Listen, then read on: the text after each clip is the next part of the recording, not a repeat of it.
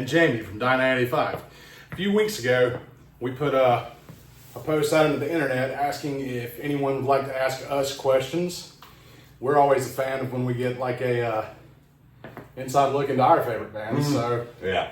Why not? Interaction with the fans too. yeah, People we that- appreciate everything you guys do as far as like supporting us at shows, listening to the album, stream, CD, whatever you do. So There we go. Let's get Got into a few this. questions here. First one, we got our man Cody Reigns. Cody, Not Cody Rhodes or Roman Reigns. Cody Reigns. He asks, what's your favorite Die985 song from the albums? so I'm going to take the first album and let you take the second album. All right. Good with that? Yep. So I think for me, given the fact that it's a fan favorite and it has several different meanings to me, I'm going to go with Sometimes They Come Back, which if you don't know, Sometimes They Come Back was a Stephen King short story that was eventually made into a film, a great film, and if you haven't seen that, you definitely need to check it out. But for me, it was also like I kind of killed two birds with one stone because I got to write a song about the movie, and it was a comeback for myself, Ronnie, and Brian, because none of us were doing anything with music at the time, so it was also us coming back into the scene. True. So that's definitely going to be my pick off the first album. All right. I'm taking the second album. Probably have to say Breathe Dirt, just because it's in your face and Fucking brutal. yeah. And the way like the riffs are in the chorus and it's just heavy as shit and just cool. It's like a little lead, not a solo, but it works and everything blends well. Right. And the breakdown part, like, Oh, yeah. it's pretty sick. Yeah, that's a good time. Always fun to play live. Yes, yeah, for sure. So thank you, Cody. Yes, Cody, my man.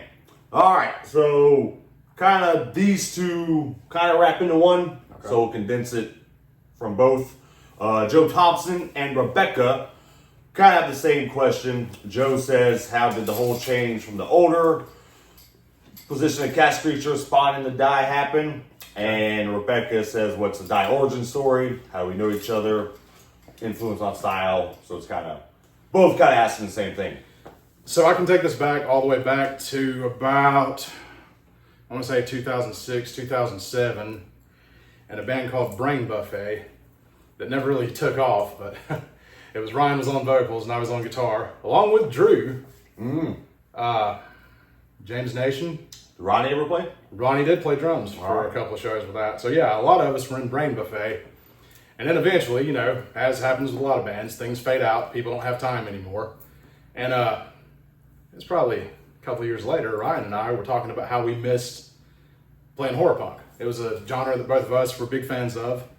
And so we got the idea to start the Casket Creatures. It was actually born on one of my back porches. I thought of the name. And I told Ryan the name. He was good with that. And I already had a riff. The first riff I ever wrote for the Casket Creatures was Trioxin. Okay. So I'm sitting on the back porch with an acoustic guitar, kind of just showing him what I got, and he like is already, oh, so can't you see? Oh, how they. So he was already like getting a vocal flow for that one. Yeah. And I'm not going to try to talk bad about anybody at all, but the first iteration of the band was Ryan and myself. One of my exes played bass. Oh, yeah. Yeah. And Drew actually played guitar, played rhythm guitar. Yeah. And Ronnie was on drums. As time goes on and things shift around, Drew ended up on bass, and we needed a second guitar player. And that's where Derek enters the picture in 2011. 2011. Yeah. It was shortly before. We'd already recorded Tells Me Unknown, which sucked because we found you like right after we'd finished recording. Yep. Yeah, I played the release show. He played the release show though, Yeah. So it's funny, that album, there's actually some songs where Drew plays rhythm guitar and I play bass on it. Yeah. Which was way out of my wheelhouse at the time. It was the first time I'd ever done anything with bass. Yeah. I mean, I kind of doodle around, but I never tried to record or play live or anything like that. So yeah, that's kind of a weird fact about Tales from the Unknown, which you're not going to find anywhere. And I can throw in here real quick. You had a fill-in for a little bit. Jason Gilstrap. Yeah. And Jason, I went what's up, Jason? Locos in Gainesville, our watering hole. because some horror punk band called Caskets was playing. I went there, got shit-faced off Long Island, and I cornered Ryan. And you already knew Ryan, right? Yeah, from back in the day, I worked at Haunted House. That's what I was thinking. Yeah. Like, you guys had already knew each other. Yeah, we knew each other, then kind of didn't talk. I went on tour, came back, love horror punk, saw this, went and saw Cast Creatures, got shit-faced, cornered Ryan. It was just like, I'm joining your band. Yeah. And then I think you called me a couple days later. Well, I mean, I knew we were going to have to find somebody. Yeah. And like I said, Drew, at that time, had slid over to bass, which is what Drew does and does very well. Yeah. So I didn't really want to replace the bass player. No. I wanted to leave him right where he was. Yeah. And then find a second guitar player, so that all worked out well. Yeah. So yeah, it's been fucking, if I'm not mistaken, probably 14 years you and I have been playing together. Mm-hmm. Minus 3 years I didn't do anything. Yeah. Yeah. So yeah. Yeah. Yeah. And it all will coincide too with everybody else, kind of. And as, if you want to say how it kind of died, that started. Yeah. And that kind of, we always end up working with the same 5 people. We do. We kind of have a circle of people, and every once in a while, somebody new gets in. Yeah. And then, you're going to play with all of us at some point in some project. But yeah, I mean, as far as how so many Casket Creatures ended up in what now is Die 985, Ronnie left relatively early. He was probably around for the first, I want to say, year of the Casket Creatures. And I don't even remember who the hell the next drummer was. Yeah. But it doesn't matter. So that was where Ronnie came from. Drew left shortly after we released Sex, Blood, and Rock and Roll. As did his 2000. brother Bradley. They kind of stepped out at the same time. 2013. 2013. Yeah. 2013. I remember the album release party for Sex, Blood, and Rock and Roll was the only show that had the band Yeah. from Sex, Blood, and Rock and Roll Yeah. after the album actually came out. Right, yeah, So we did a release party for the album at MCW. Shout out to Shane Morton. Mm-hmm. It was awesome. If you missed it back in the day, I'm sorry. But MCW was awesome. Yeah. Monsters and professional wrestling mixed together. It was fucking great. But our release, getting back to it, our release show for that album was at MCW. Yep. On a Friday night in Atlanta. And then The next day, we played in fucking, man, it's not Raleigh. not Raleigh. Freaking Fayetteville, yes. North Carolina. Yeah. Yeah. Yeah. What's up, Liz and James? Yes. The very next day. Yeah, the very next day, with 2 new with a new members. bass player and a new drummer that Yeah. we had probably only practiced with Twice. at best. Yeah. Yeah. It was funny because at their rehearsals, There's different people in each rehearsal. yeah, it was like, so we tried out bass players and drummers together, and we had to end up picking one from each rehearsal. Mm-hmm. So yeah, we had only played with those guys as a band maybe twice Yeah. before we Yeah. played out of state. Yep. Yeah. So so that was crazy. So yeah, Drew and Bradley left about that time, and I left in October of that same year. of I think. 2013. Yeah. Basically, sometimes life gets in the way of fun, and your priorities have to change, and you have to step away from some things you love. Mm-hmm. That's just how it goes. And to tell you the truth, I was content with everything I had done with music. Yeah. I was kind of like, I got to do a lot of cool shit. Got to meet a lot of people I never would have if I hadn't been doing this. Yeah. So I was cool and I was ready to lay it all on the table and just be done with it. Right. I'm done with music. Until 2016 is a funny story. 2016, I was dabbling with the idea of playing music, and I probably made like a fucking Facebook post or something of a picture of a guitar sitting there or something. Yeah. I think that's what I did. I'm just going to Probably. say that's probably what happened. Yeah. Yeah. And Ronnie started hitting me up, wanting to do music together. And that too, it was a while for Ronnie too. It had been a while. Yeah. He was playing in a couple of other bands, but I don't think it was anything that was like his speed and what he really wanted to be doing at the time. It was just some stuff. He's like, okay, I'm going to do this because it's good. Yeah. But he definitely wanted to do something, again, more his speed. And Brian was done with 52 Ways at the time because they had kind of Yeah. called it quits. So Brian was hitting me up wanting to do something, and Ronnie was hitting me up wanting to do something. And they finally pestered me enough that I messaged both of them. I was like, look, both of you guys have been like hitting me up wanting to do some music shit. I don't have time to do something with each of you, so if both of you want to come over, like, we will fucking get our instruments out and riff around and see if we can make something happen. Yeah. And we did. Like, it was fucking crazy because it's kind of like I fell right back in because I hadn't played with anybody. Right. You know, the only thing I've been doing was sitting home. Yeah, you laid low. Yeah, we fell right back in and started writing music pretty quick. And that December, this probably happened in September. Okay. That December, we were going to do a Casket Creatures reunion. That's It was right. in December of 2016. Yeah. We were going to do a Casket Creatures reunion. And it was going to be me and, was it Drew and Bradley? Yeah. We're going to play Yeah. that reunion show. Yeah. Was that when we did the double set? It was an old school set and then a current set. Okay. All my vices at once played in the middle. That's right.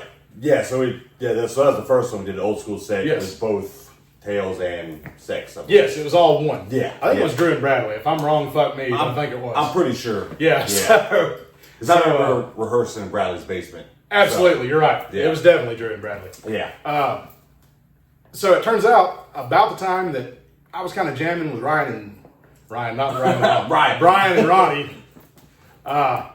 Derek and I were getting together a pretty good bit and going over these songs for the upcoming reunion show. Mm-hmm. And if you know me at all as a musician, I'm the kind of motherfucker that has to practice a lot. Like, if I'm going to do some shit, I want it to be right. And that's more on guitar than it is vocals. Right. Because vocals, I can get up there, get fucking hyped up, and I can do what I want to do. Yeah. Guitar, when I'm on guitar, I'm very fucking particular about making things sound exactly the way they're supposed to sound. This will be where this is headed. Fun fact that maybe people don't even know of Starting Die, that you played and sing. Yes. And I was never planning on being the singer of Dying 85. I was like, I'll fucking do it till we find somebody. And I had talked to different people, like probably 3 different people about it, and it just never panned out. Yeah. And honestly, Cold Dark Grave was a song I wrote in maybe 2013, because what I was planning on doing was I was going to release another horror punk album after I left the Casket Creatures of stuff that I had in the vault. Yeah. I was going to sing a few, and then the plan was for me to have a bunch of guest singers, maybe 3 or 4 different singers doing different songs with me. Yeah. So we started playing Cold Dark Grave because I already had it fucking written top to bottom. Lyrics, music, solo, everything. Yeah. So that was the first Dying 85 song. And getting back to what I was saying with the Casket Creature show, Derek and I were getting together a lot at the time to go over the Casket Creatures material. And I just asked Derek, I was like, hey, I got this other shit going on. I think there's some potential there. Do you know anybody that would want to play bass? And you were like, well, I got a bass. That's what you said, I got a bass. As it goes. Yeah.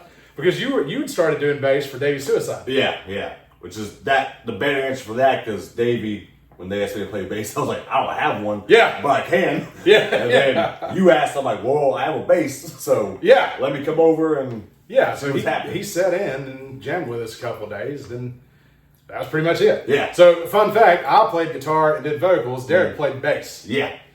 And that's kind of how you and Ronnie never actually played in the Casket Creatures back in the day together. Nope. No, but you were both in the Casket Creatures at different times. Yes. Yeah. Okay. Yeah, I don't think I ever played with Ronnie until that.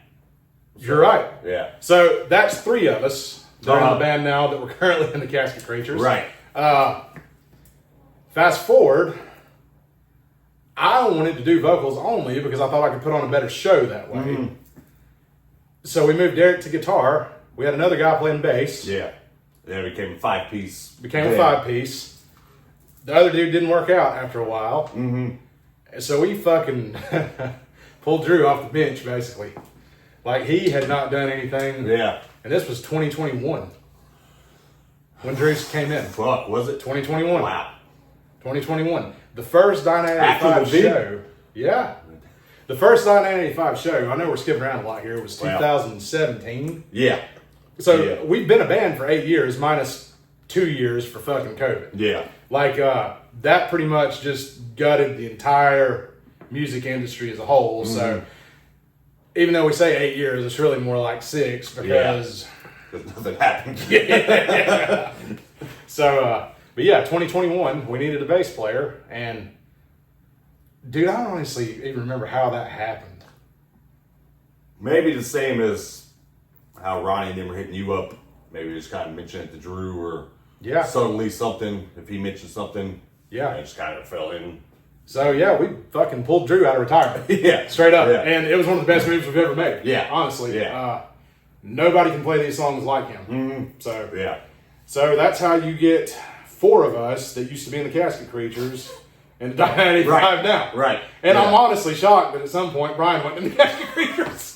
a little bit, Fill in shows. a little bit. Yeah. It's crazy, but yeah. Yeah. Yeah. And again, Bradley has filled in for shows with us as well. And Kevin from Casket. Kevin from Casket has filled in on both bass and guitar. Yeah. So I mean, it's fucking family, man. Like, Yeah. even though maybe the bands hadn't always worked out, we've still always been able to put that shit aside. And we're all friends. Yeah. Always will be. I Yeah. think. So yeah. So that's kind of. So that's how we are. That was a long-winded answer, and this video is going to be fucking long. But Well- when you ask questions, sometimes you get stories, and That's some answers take a while to come together. yes. What we got next? All right, let's go to David Crawford, who David says, Crawford from Moe's Record Shop. What's up? "When can we get our hands on some Die 95 vinyl?" Die 985 vinyl. Well, David, I would love to put both previous albums and anything we do in the future out on vinyl. Here's the problem with that. First and foremost, vinyl is fucking expensive to have manufactured. We try to do, say, 100 records. It's going to cost us $3,000 roughly. yeah, So we've already got $30 into that vinyl. We're going to have to sell them high to make any kind of profit off of it. right, Which, and there's also, the more you get, the better the price is going to get. Yeah. That's also a really large investment up front.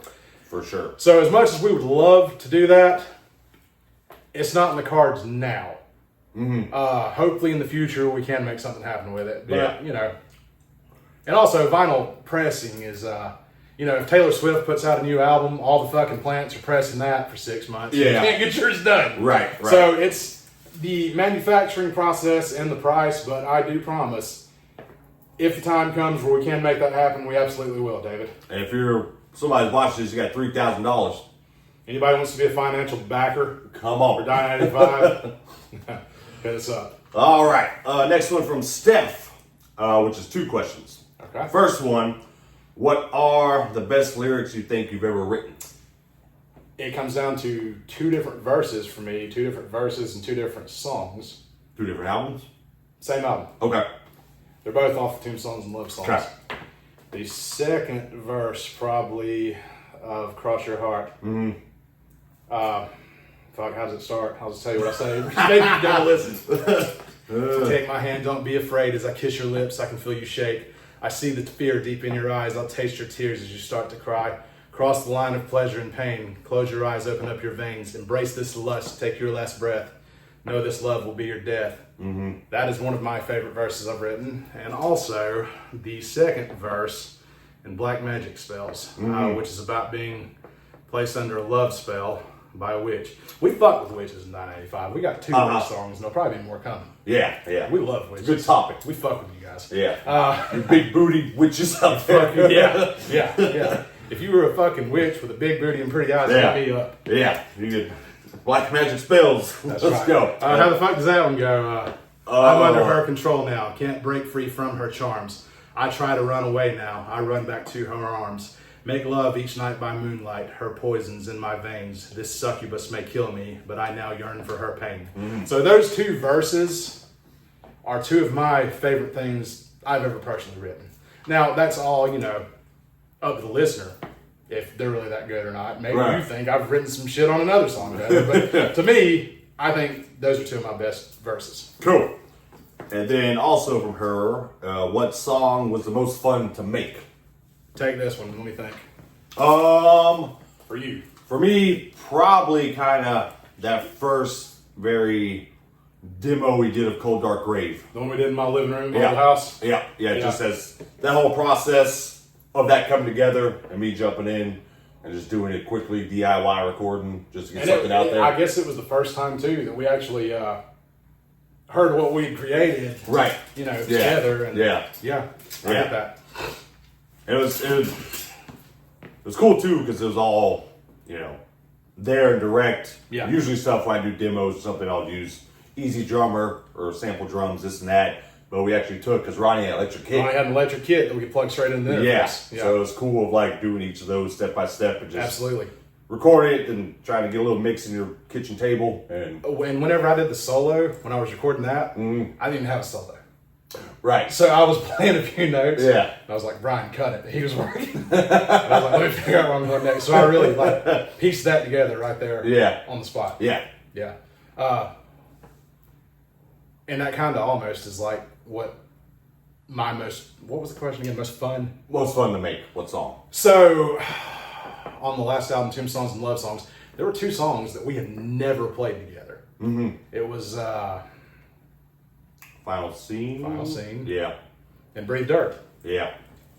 And this too, I had to go on tour, so I recorded all my guitars before everything. Yeah. Like, I think drums were done, and I did all guitars, and then left. So even this, the ones we didn't rehearse or play, in general, I didn't hear anything else until...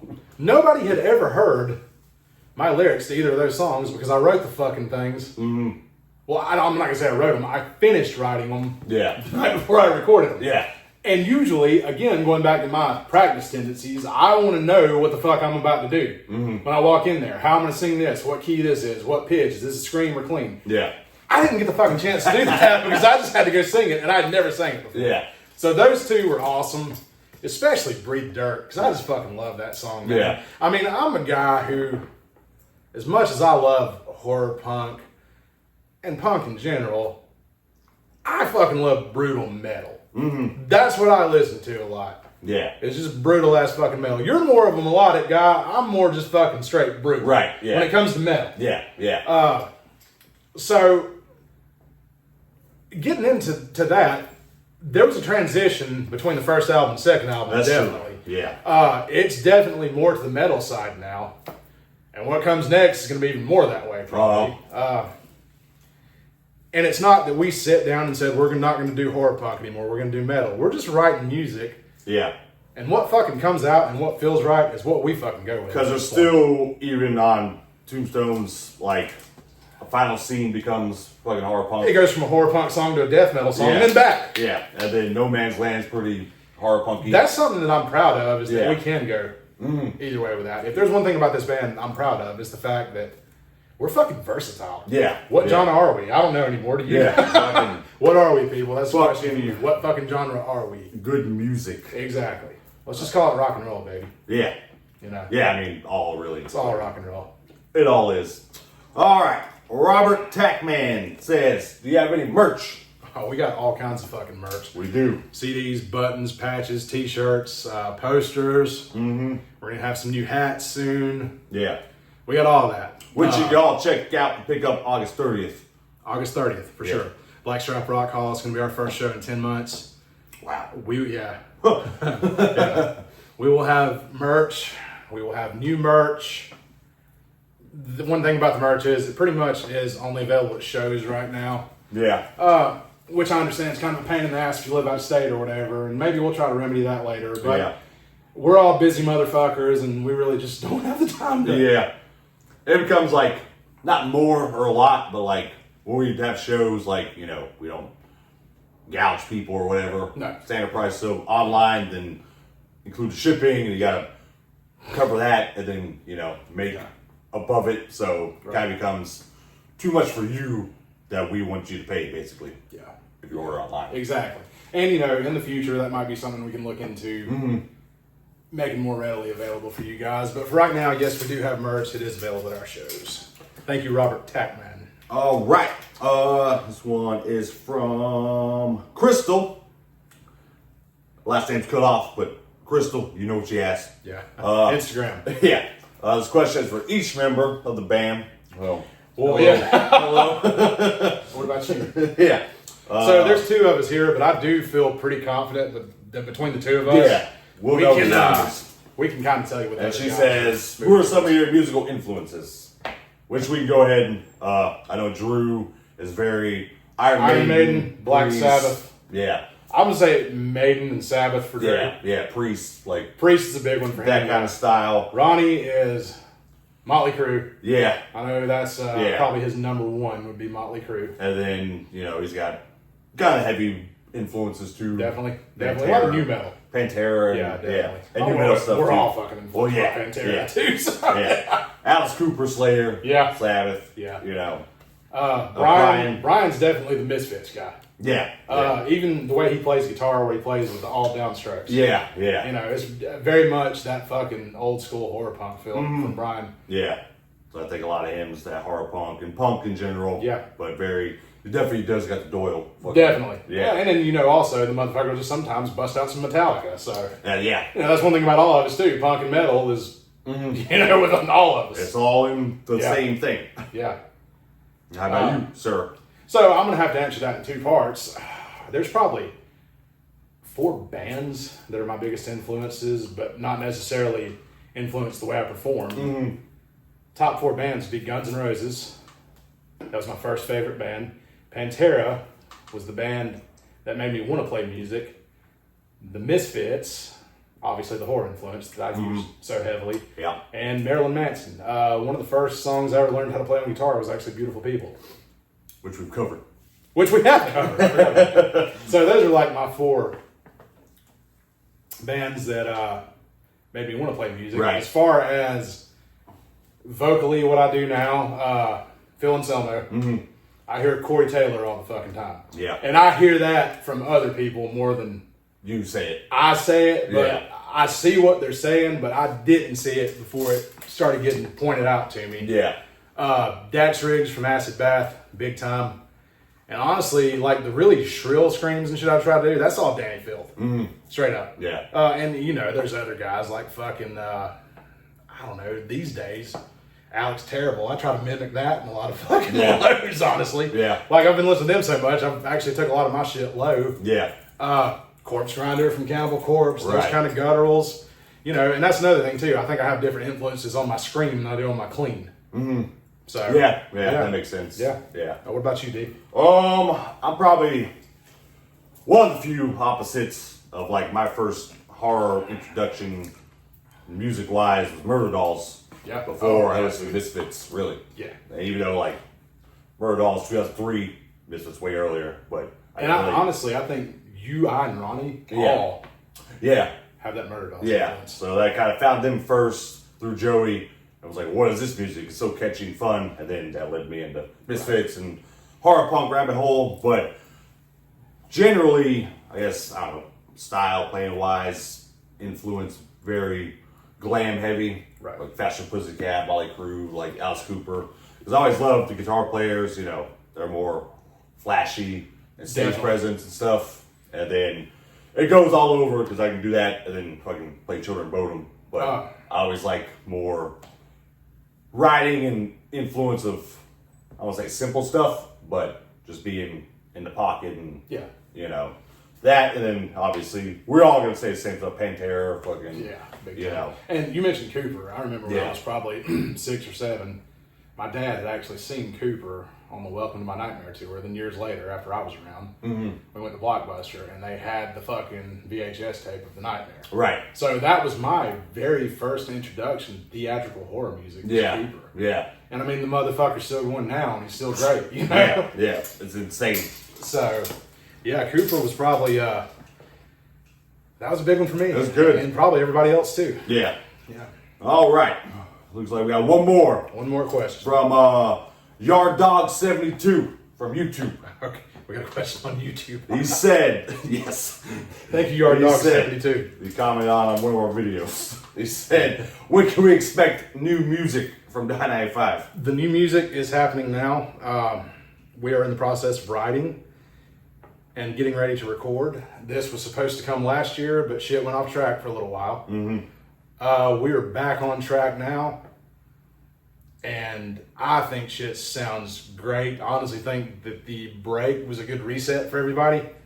Do you agree? Yeah. And it's like, almost like a fucking hurricane now. Yeah. Like rehearsals have been insane. They really so it's kind of the break is, I guess, rejuvenated everybody. I think so. And it's 100 now. Yeah. Like, So it's coming. New material is coming. Should I go ahead and give away the theme? no, Okay. no. Yeah. You'll wait. You'll see. I'm going to tell you, this next release is going to be an EP. Yeah, we It's say not that a full Yeah. album, and it has a very particular theme. And even as a transition, these ones are heavier, darker, more creepy. It's very dark. This is not fucking horror punk. Whoa, spooky Yeah, ghosts in the yeah. cemetery. This is true evil Yes. in its purest form, Yeah.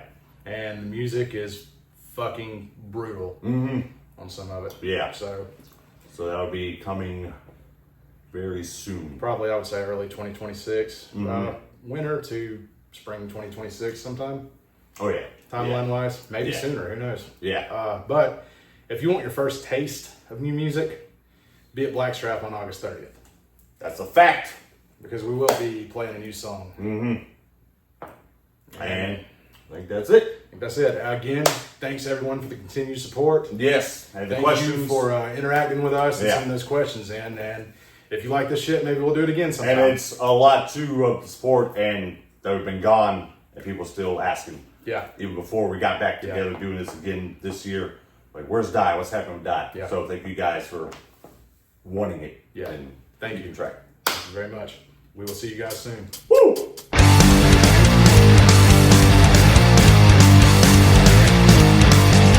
Sweat section!